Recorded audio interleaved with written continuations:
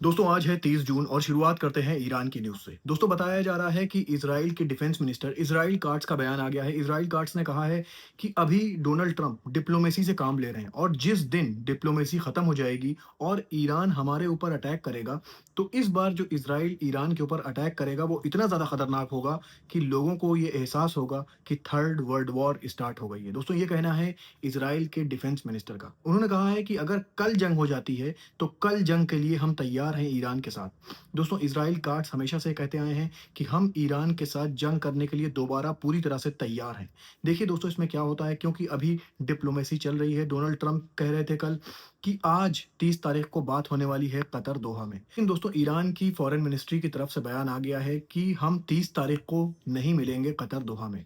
कल Donald Trump कह रहे थे कि ईरान रिक्वेस्ट कर रहा है कि हमसे दोहा कतर में एक मीटिंग रखिए हमारे साथ 30 तारीख को, और ईरान की तरफ से बयान आ जाता है कि 30 तारीख को हम नहीं मिलेंगे, हमसे मीटिंग आप नेक्स्ट वीक में रखिए।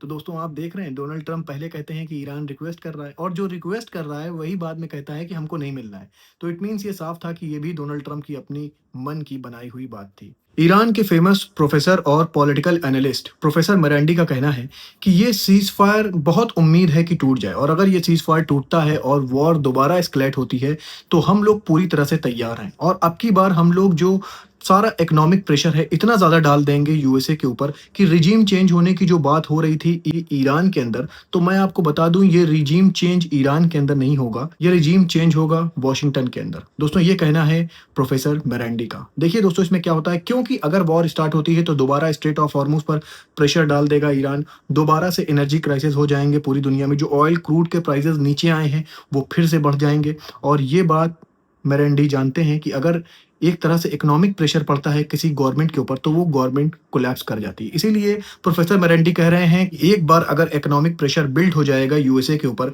तो रिजीम चेंज होने की बात जो ईरान में हो रही थी वो रिजीम चेंज ईरान में तो नहीं होगा, लेकिन वो रिजीम चेंज यूएसए में ज़रूर हो जाएगा। दोस्तों अब मैं खबर आपको फ़िलिस्तीन से बता दूं।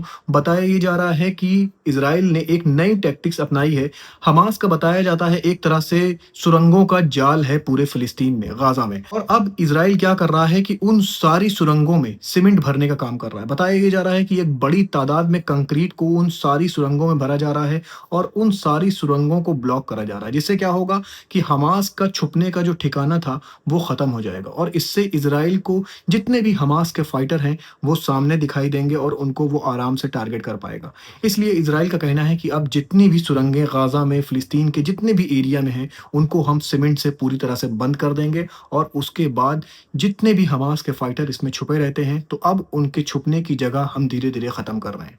दोस्तों अब मैं खबर आपको यूरोप की बता दूं। यूरोप में इस वक्त बहुत ज़्यादा गर्मी पड़ रही है। गर्मी का ये हाल है दोस्तों कि ट्रैफिक सिग्नल्स पिघल जा रहे हैं। जो वहाँ की रोड है, जो वहाँ के रोड में डामर लगा हुआ है, वो पिघल जा रहा है। पूरी पूरी रोड ऐसा पिघल रही है जैसे लग रहा है कि प्लास्टिक की रोड हो। और दोस्तों ये कोई फेक वीडियो या एआई जनरेटेड वीडियो नहीं है, ये रियल वीडियोज आ रहे हैं। और दोस्तों जो बहुत बड़ा इफेक्ट पड़ रहा है वो है स्पेन, इटली, फ्रांस और जर्मनी के ऊपर। फ्रांस और जर्मनी में बहुत ज़्यादा टेम्परेचर बढ़ गया है और बताया ये जा रहा है ये टेम्परेचर लगभग 45 डिग्री तक पहुंच गया है। दोस्तों यूरोप की ये कंट्रीज इतना ज़्यादा टेम्परेचर झेलने के लिए नहीं बनाई गई हैं। अब आपको लग रहा होगा एशिया की कुछ कंट्रीज में तो वेदर तो 48, 49, इवन 50 तक भी पहुंच जाता है, तो ये कंडीशन नहीं देखने को मिलती है। आपकी बात बिल्कुल सही है। कंट्रीज इस हिसाब से बनाई गई हैं कि वो इतना ज़्यादा टेम्परेचर नहीं झेल सकते जो टेम्परेचर इस वक्त स्पेन, इटली, फ्रांस और जर्मनी में है।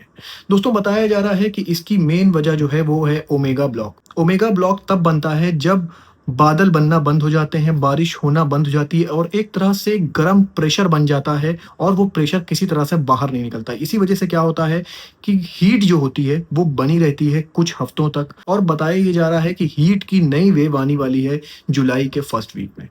देखिए दोस्तों इसमें क्या होता है, इस वक्त आर्टिफिशियल वाटर शावर्स कराए जा रहे हैं जर्मनी में, स्पेन में, फ्रांस में। गाड़ियां चल रही हैं और वो लोगों के ऊपर वाटर शावर्स कर रही हैं जिससे कि हीट से लोगों को कुछ आराम मिल सके। लेकिन दोस्तों जब तक बारिश नहीं होगी इस हीट से लोगों को निजात नहीं मिलने वाली।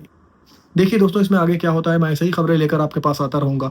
अपना बहुत ख्याल रखिए और मुझे भी अपनी दुआओं में याद रखिए।